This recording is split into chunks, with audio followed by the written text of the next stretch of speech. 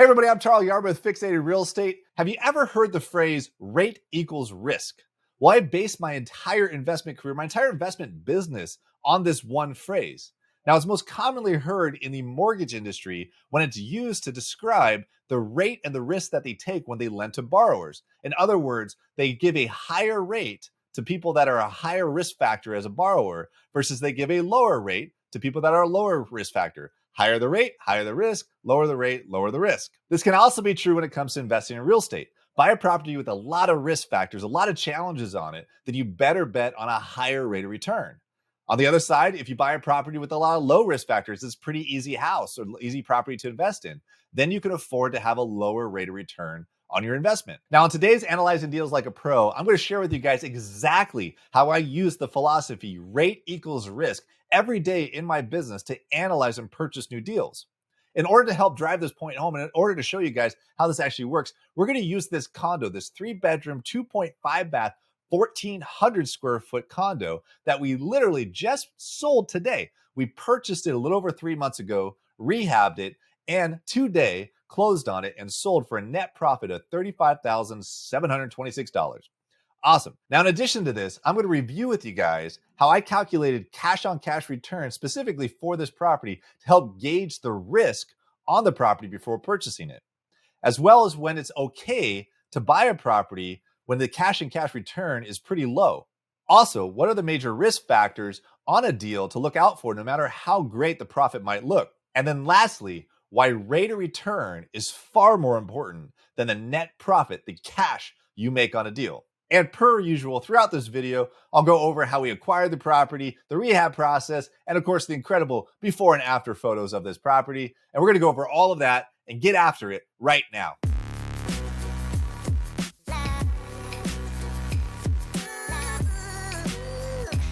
All right, so if you've been watching past videos of mine, especially these Analyzing Deals Like a Pro videos on the BiggerPockets YouTube channel, then you know that I'm going to go over a ton of information over the next few minutes with you guys and also drop some major bombs on you as well. So if you have any questions at all while you're watching this, please make sure you ask those questions in the comment section. I do my best to go through the comments and answer those questions for you. Plus, also, this is BiggerPockets, so many of our viewers, just like you, will probably also be looking at the comments and helping answer questions alongside me as well. So make sure you guys do that. And also while you're at it, make sure you guys subscribe to the BiggerPockets YouTube channel. Now let's jump into this property. Now, like I said, I'm going to go over this 3-bedroom, 2.5 bath, 1,400 square foot condo with you guys to use it as an example for how we calculate cash on cash return and how we analyze rate equals risk throughout all our projects. Now, this is a good one to go over with you guys because it's a lower rate of return property. It's a property that a lot of times we might pass on because it actually is below the average cash on cash return that we're looking for on our projects. Now, why did we buy this one? And why did we go below our normal rate of return that we're usually seeking? I'm going to show you guys that in a few minutes on this video and show you why we decided to take the risk on this property after all. Now, this 3-bedroom, 2.5 bath condo we bought as a short sale, believe it or not, on the MLS. It took many, many months to get through the short sale process. And it's also sometimes hard to believe that there still are short sales out there, but there are, and they are actually great deals if you can figure out how to tie them up. Now, this particular property here, we bought for $300,000 as a short sale. Now, when I show you guys this property, many of you guys, like in the past videos, you're like, why would anybody buy this property for $300,000? It's because that's what the market bears. We bought this property, believe it or not, below market value. And then we rehabbed it over the course of a few months and then resold it very recently. In fact, like I said earlier, we sold it today and netted $35,000 on it. Now, like I said, we bought this property for $300,000 on the MLS as a short sale. And we estimated that we're going to put roughly $45,000 of rehab into the deal and sell it for $435,000. Now, I'm going to show you guys through a P&L spreadsheet that I use how we calculate cash on cash return just with those numbers alone to be able to figure out if it's a property we should buy or not. Now, just with those numbers right there with no closing costs, and if this was HGTV and you don't see any of the sales costs or anything, there could be a lot of profit in that deal. But you'll find out really quick once you start calculating any kind of holding costs and so forth, and also sales costs and commissions and taxes, you're going to start having a little bit lower profit on your property and therefore a lower return. So here's the property here. Let's go over the before photos first before we dive into the actual numbers in more detail on cash and rate equals risk. Nothing too fancy about this property when you go through it, but you can see that's a little bit in disrepair. So it's a little bit dated in the area. This is a property just outside of Seattle, Washington, and it's actually a very desirable condo community as well. But it has a lot of stuff in it. We bought this property. This is the actual photos we took specifically after we closed. We weren't able to get access to the property at all for the most part until after we closed on the property. So we tied it up, and it took almost 6 months to close. And during that time period, we weren't really able to get access. Now, the people that sold it, these were tenants, they basically ended up leaving the entire, almost everything they had in it. And they were pretty pissed off about it. So some of the people that lived in it actually decided to try to clog the toilets, something to look at. They didn't take a very good job of taking care of the property, but they also, for whatever reason, they were offered to be able to get all their stuff out and they didn't want to take it out. So unfortunately, we got stuck with it, which is kind of one of those sad things about these properties when you see a lot of personal items, knowing that you're going to have to get rid of them or donate them or sell them or whatever it might be. Now, as you can go through this, you can see there's a lot of stuff that needs to be updated. The carpets are pretty much messed up. The walls all need to be painted. The tiles all messed up. The kitchen's very dated as well. On top of that, and all the base and trim and doors are dated as well for this particular area. To get the type of ARV after repair value we're seeking on this property, we have to basically update the entire house. Or in other words, in this factor, do a cosmetic remodel. We don't need to change the bedroom bathroom count. We don't need to change the floor plan. Those are some nice wigs there. And of course, they try to mess up this toilet as well. We don't need to update the electrical system or the HVAC or the water heater. All those things and all those factors are typical risk factors on a property that we look out for to increase the cost of the rehab. And in this particular, there's Alex, Action Alex, our camera guy, taking photos for us. That'll tell you that I didn't take these photos. And there's a lot of factors that put into consideration, like these bugs, tons of flies, to what makes a property risky versus not risky. Now, in this particular house here, which has a beautiful little lake outside of it, there is not a whole lot of risk factors to contribute to it because based on the comps, comparables, right, for this property, which is properties of like kind, that a 3-bedroom, 2.5-bath, 1,400 square foot condo in this particular condominium community can sell for over $430,000+ if it is fully upgraded and fully dialed in with quartz tile, great finishes, and yada, yada, yada. So where's the risk in that if we have multiple sold comps in this area, sold comparable, sold condos that are similar, like kind, other 3-bedroom, 2.5 properties, 2.5-bed properties, 3-bedroom, 2.5-bath properties that are selling for $430,000+ if they're fully fixed and dialed in. So you as an investor, when you're in analyzing these deals, you got to ask yourself, if you see comps and comparables that give you hard numbers, multiple hard numbers showing you guys that a property can sell for a certain amount, does that increase your risk or decrease your risk and confidence in what a house can sell for? Now, it should increase your confidence and also decrease your risk factor on the resale side of a particular property, the more comps and the more comparables that you can get to justify what your after repair value is going to be.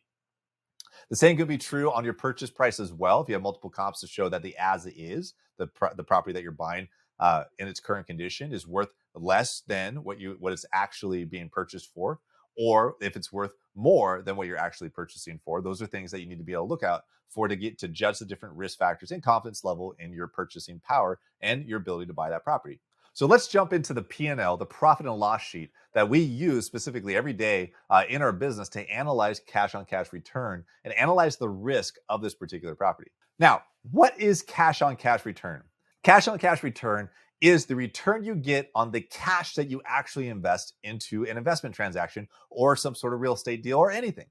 Now, in other terms, if you actually invested, let's say, $10,000 into a transaction and you got a return of $1,000 cash, then you got a 10% cash on cash return on your $10,000. You invested 10 grand, you got a $1,000 return on it, $11,000 total.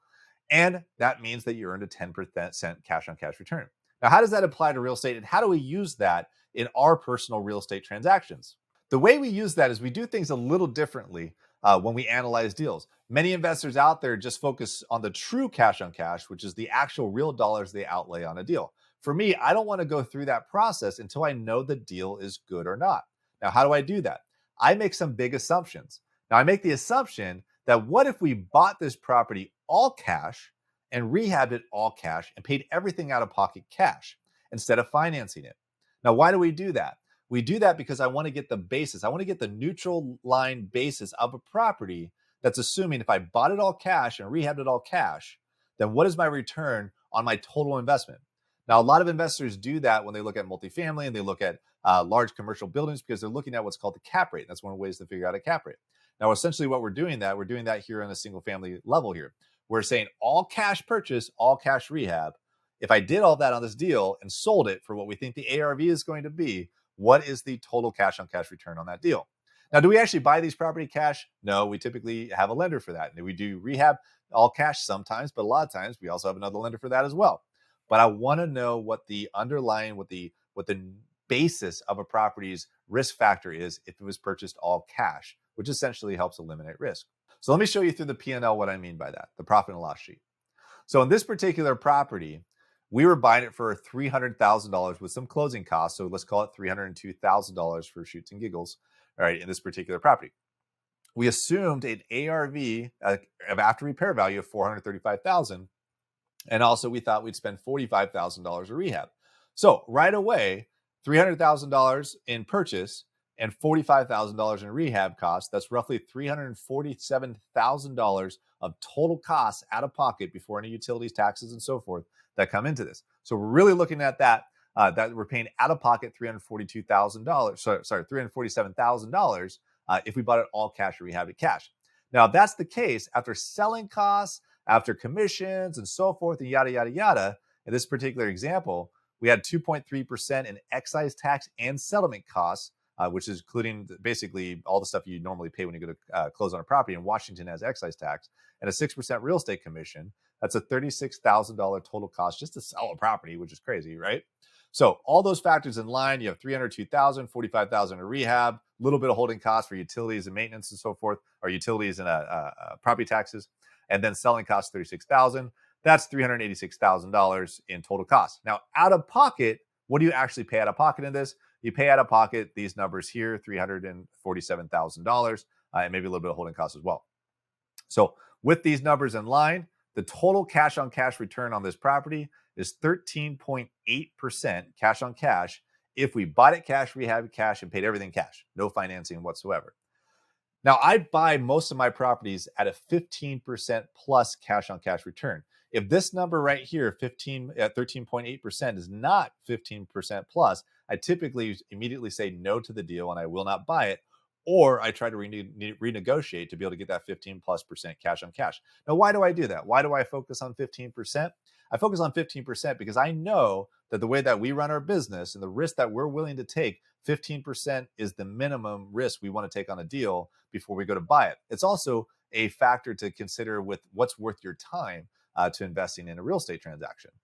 Now, do I want 20%? Do I want 30%? Do I want 50%, 100%? Yes, I want all those things all day. But when we're looking at the underlying basis of an actual property, if you bought it all cash, typically you're not going to have those 50, 60, 80% cash on cash returns. But you can get that when it comes to your true cash on cash, which is the money that you specifically invest in the deal, which we're going to go into in a second. So that said, right away, if you know me, 15% is my minimum, 13.8 is not. But this is the numbers on the deal. This is the numbers we have to deal with. Now, why did I decide to buy this property despite the fact it's 13.8% cash on cash? We decided to buy it because it had a lot of other lower risk factors. Now, back to rate equals risk. This risk on this property is telling me that it's a little bit of a higher risk because the rate of return is low. Now, if this was a 20+% cash on cash deal, that would tell me that I'm basically buffering the risk on a property because I might have a higher rate of return. So therefore, I could take a higher risk on the actual deal itself. Now, if I had a low risk deal with a very high rate of return, freaking awesome.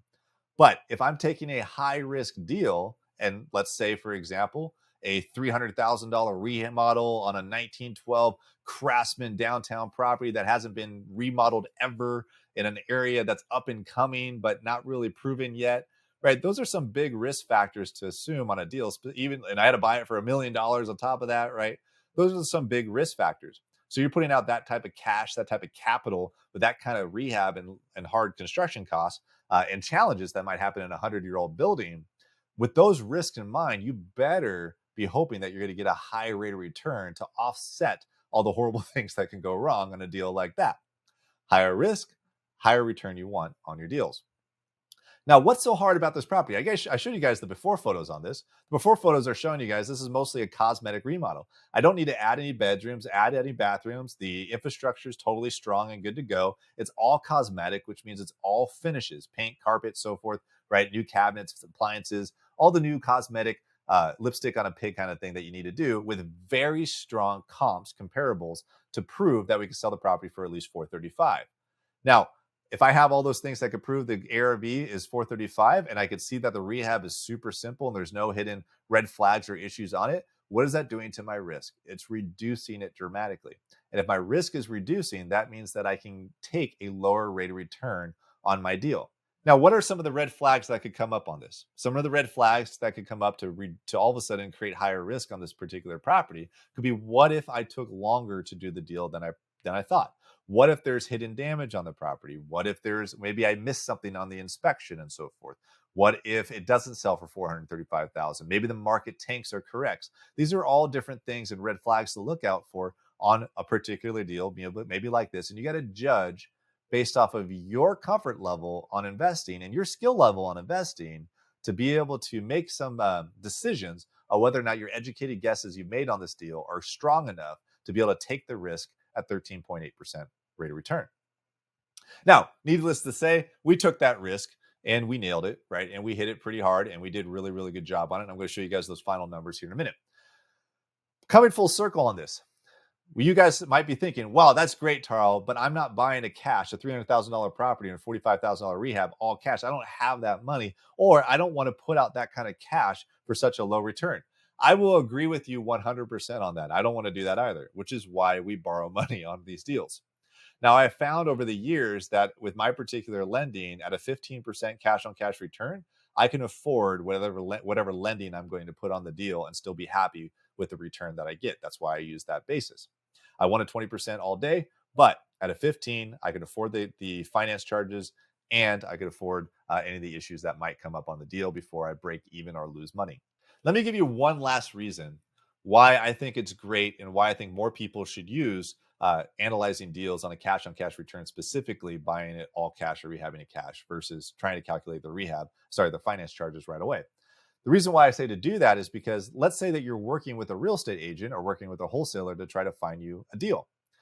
They don't know your finance charges. They don't know what you might be paying a lender one day versus another. And if you have, like me, you have multiple lenders that have different rates and fees and so forth. We don't need them to know all that information. But if I told them, find me a property that's a 15% cash on cash or more, and assume that I'm buying it cash and rehabbing it cash to calculate the total cash on cash return, then they know they can calculate that on their own pretty simply with their own profit and loss sheet or Excel or calculator or whatever it might be, without having to ask me what my financing and hard money fees and so forth costs are going to be. That said, I hope that makes sense to you guys. Keep it simple. This allows me very quickly. I can go through this thing, going back to the P&L. I can go through this and say, well, what if it only sold for 425,000 instead of 435? Wow, that's 11%. What if it's now 50,000 instead of 45,000? Wow, that's a 9.6%. Man, that's a really low rate of return. That's a lot of risk for such a low rate of return. What if all of a sudden it was sold for 415, right? And rehab became 60 grand because I really suck at rehab, right? What if those are the factors there? Oh my God, it's a 4.1% rate of return. But you can mess around with this all day and get stuck on this cash on cash. But the way I'm looking at it is that, well, I'd have to go $15,000 over budget and the house would have to sell for $20,000 less than what I projected. What is the chances that's actually going to happen or not? In my case, I didn't think that was going to happen at all, so I took the risk. All right, I think I hammered that home enough, right? So let's go to this property. I want to show you guys the after photos just because it's fun. I want to break up the video a little bit, show you how pretty it is. And then I'm going to get into a little bit more depth about rate equals risk and a few more pro tips for you before we wrap this thing up. So here's the property. Now, you might ask yourself, oh my God, once again, I still can't believe somebody spent so much money on this house and sold it for what we sold it for. Spoiler alert, we sold it more than $435,000. I'll show you that after this. But this is what it looked like. So this I don't even know which one it is. I think it's this one right here, to be honest. This is my favorite part about this. Here's the condo is one of these buildings here. I think it's maybe one of these ones right here. I bought this property. We rehabbed it. I helped coordinate it with my team. My team's awesome. Best part is I've never been to it, so I actually couldn't tell you which one it is. That's what I love about my business and what we've been able to create in our lives by doing the things that I'm teaching you guys. So that said, here's the property. Wow, looks way different. There's no more crap, or literally crap. There's no more stuff stuffed in the toilets there. We actually got that fished out, and that was fun. Well, I didn't do it, so I don't know if it was fun or not. But property looks great. We put some new laminate in there. Actually, I think it might be LVP, luxury vinyl planking. We of course new quartz countertops, new cabinets. If you've seen our properties before, guess what? These finishes are the same because we use the same finishes everywhere. And it looks great. Serena, who's on our team, picks out all the finishes for us. She does a great job with it. I like how she picked out the tile in this fireplace. That's a fake fire, by the way. I doubt it was on when they took the photo. So good stuff. We didn't really need to do much with the windows or anything else. We had to replace the cadet heaters. That's the only electrical that we had to do on the property. The rest of it was just updating all the electrical fixtures, new carpet upstairs throughout. The house looks good. We use stagers for our properties, and we think it gives us a better rate of return on our investment when we hire stagers. That's the theme, rate of return. On this property, we, of course, tiled the bathroom, made it look dope. We use stagers for all of this as well. And look, a side note, use stagers if your market requires it. Try not to cheapen out. Stagers could be $1,000 to $2,000, sometimes $5,000, depending on the situation. But I can promise you, if you're selling a high level property, you need to stage your houses. I don't care if it's a low level property like this. This is actually a cheap condo in King County, Washington. And despite the fact that it sold for over $400,000, and we still stage it. It doesn't matter what it is. We stage everything. I swear by it. In my market, it's great. Your market, it might not be so good, but I do it in mine every time. Oh, house looks awesome. Turned out fantastic. People saw it, had multiple offers on it. People got excited about it. Closed really fast. Sold in 3 days, I think, if I remember correctly. Backyard is whatever, and looked good. Happy to be done with it. It was a very quick turn for us. The only reason why it didn't get done sooner than 3 months was because our contractors that we normally use were on our other projects that some of these we do videos for you guys on. And we didn't have we didn't want to use another contractor to be on this project because we wanted to make sure we hit budget and time. So it actually sat there for almost a month before we got to go work on it because we needed to save it for a specific contractor. So what were the real numbers on this deal? Well, like I said, we bought this property for $302,000, but after closing costs, we bought it for $302,884. We also, sold it for $440,000 instead of $435,000. Our rehab stayed pretty much on budget at $45,000 right there that you can see. I didn't put the little numbers next to it, but $45,000 is close enough for what we did. We held on to it for 4 months. Now we had 3 months of rehab, so 1 month of it sitting there, 2 months of rehab, and then we listed it and took a 30-day close. So about 4 months it took from start to finish. We also had some points that we had to pay because of the borrower we borrowed from charges us 2 points on this particular deal. It's a lender I borrowed from. It's a lender I've used for many years. Great relationship with them. And despite the fact I can get cheaper lending sometimes, I just really like working with these people. Ease of money is sometimes more important to me than cost of money. Little side factor. These people send an email, they send me money, right? It's great.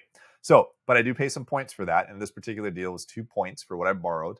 So we borrowed $335,000 on the transaction to be able to get it done through a private money lender at 10%. So with that said, that's $27.91 interest a month with some average holding costs, taxes $3,000, some random things here. That is a holding cost of 4 months, $13,000 in holding costs itself.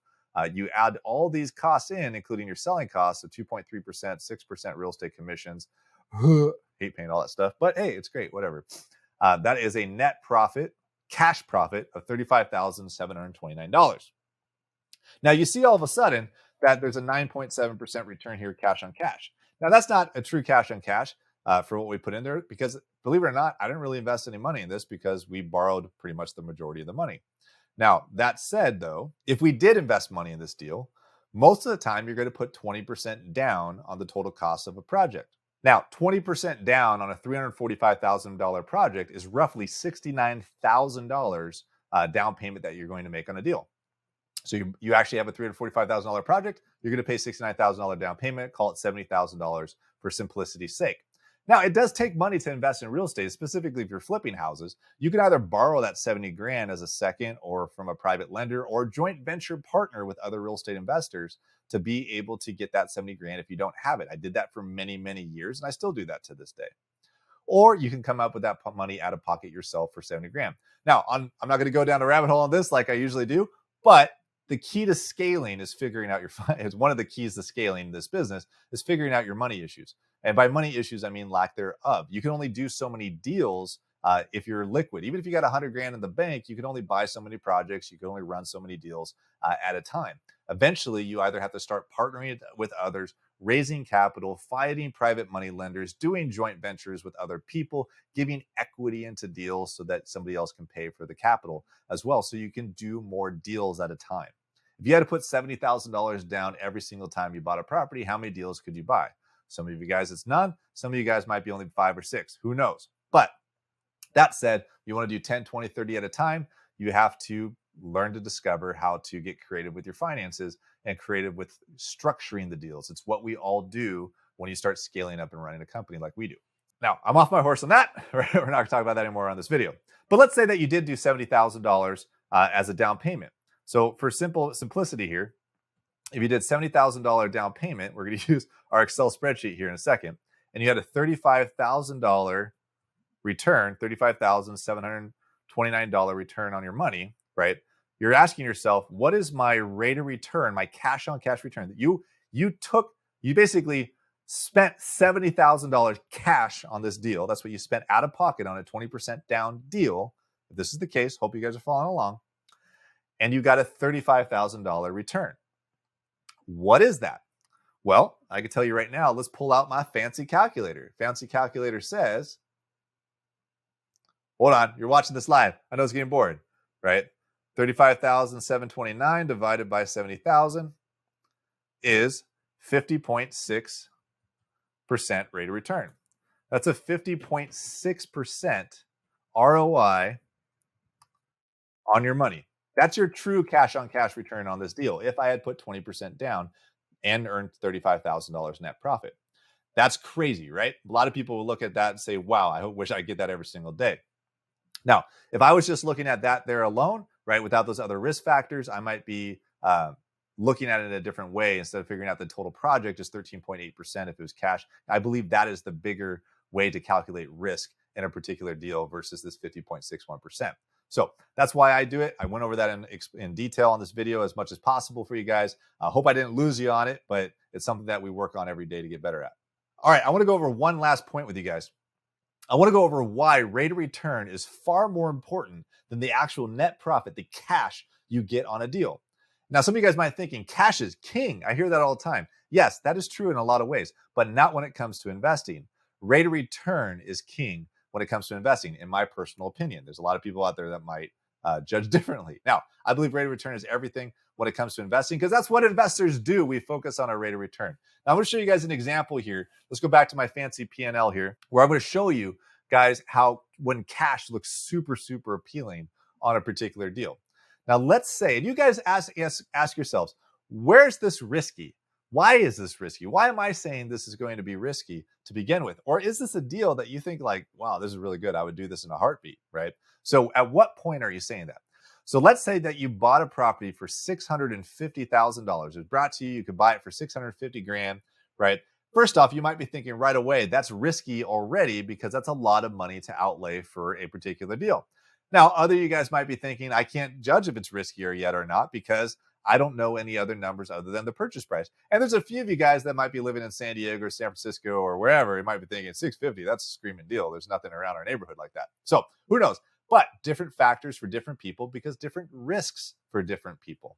But the same particular deal, no matter who you are, you have to put $175,000 into it in rehab in order to sell it for $1 million. So in other words, you have to put $825,000 into this deal in order to make it worth $1 million. Now, that's if you're HCTV, that's $825,000 to get $1 million. That's $175,000 profit. Woo! Sorry, HCTV, we might like to make fun of you. But we all know that's not true because we're watching BiggerPockets videos.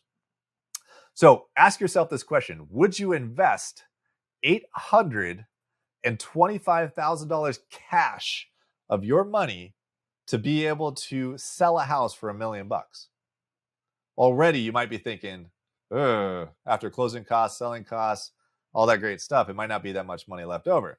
But maybe it is. Let's look at just the cash on this deal. Just the cash on this deal, we have $88,500 cash. Now, hey, who doesn't want almost $90,000, right? Cash. We all do. And if I said, I'll give you 90 grand net profit on this deal, would you do it? A lot of people say, heck yes. But then I say, oh, but you also have to invest $875,000 on top of that. You might go, oh, wait, 90 grand for $875,000? Maybe, maybe not. What are the other factors? Well, if you add in the fact that this is only a 10% rate of return, 10.7% rate of return, you might be thinking this is still a good deal. Now, in my neck of the woods, there's no way in heck I would do this deal. Why? 10% rate of return on a property that you have to put $175,000 of rehab in and buy it at such a high price at a high price point and sell it at a high price point, it might have a few factors that might change the outcome of what this real return is. Now, let me give you an example. Most of my properties in the Seattle area, $175,000 remodel means that you're remodeling an older home in our area, or you're in a higher end neighborhood that has to do high end finishes, or it's a big house. So if you have a 3,000 square foot house, then you can spend a lot of money on rehab pretty fast. If you're in my neck of woods and you have a 1912 Craftsman home, a lot of things could be hidden on that property that's going to cost you a lot of money. So a $175,000 rehab budget can go to $195,000 pretty quick as a risk factor, right? So let's say we mess up and go over the budget. That's only about 10%. So you're only going over the budget about 10, 12%. And doing so, you now all of a sudden are at an 8.1% ROI or $68,000 profit in this particular case. And let's say that you go one more thing. Let's say the property only sells for $975, which $975, that's a $25,000 discount decrease in purchase price, right? When you put that into factors, that's only a 2.5% decrease in the value of the home. That's not that big of a deal to lower your price 2.5%. But adding these two risk factors into it, all of a sudden you're at a 5.4% ROI, cash on cash return, and you're only making 45 grand. You might not be too happy about that. But let's go back to our original numbers here. Million in rehab, million ARV and $175,000 rehab. You're looking at just this cash, and you add one more component on that, and that's your finance costs. Let's say that you had to borrow, let's say you only borrowed for the purchase on this particular deal. Let's say you only had to borrow, let's call it $600,000 to do this deal, and you're able to finance the remaining amount.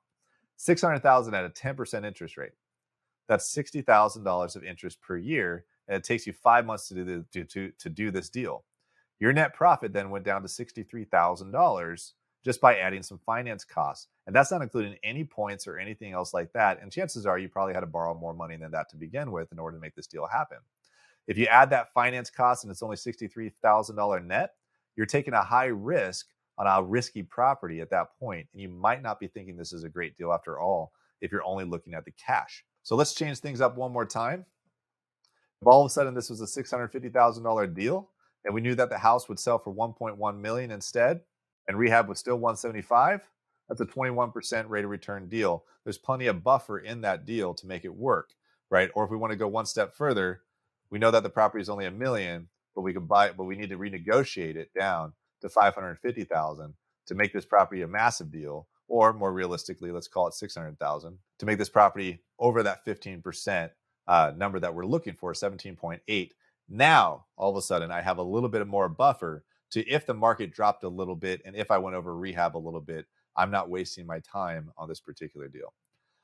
Maybe that makes sense to you. Maybe it doesn't. It's just how I flipped over 600 houses over the last decade plus in this business. I hope it makes sense to you guys because it's a lot of numbers and a lot of detail and a lot of my weird brain going through this as much as possible. If you are having trouble, right, keeping up with me at this point right now, definitely add a comment, definitely ask questions on this particular deal. It's a lot of numbers that we went through.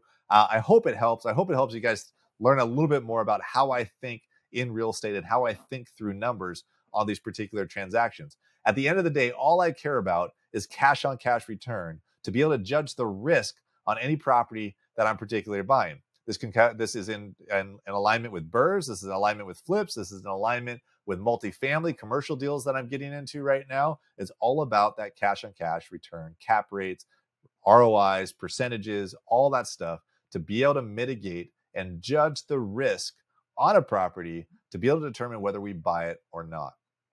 I hope that helps. Comment, like, subscribe to this video. Also, you guys can follow me at Tarl Yarber on Instagram and ask me questions there as well. Hope to see you guys on the next video and talk to you later. Why did I say that? Why did I say that, Alex? And also, on top of that, make sure you guys subscribe to the BiggerPockets. I can't even do it. Can't do it. I'm not drunk this time. I'm drinking tea.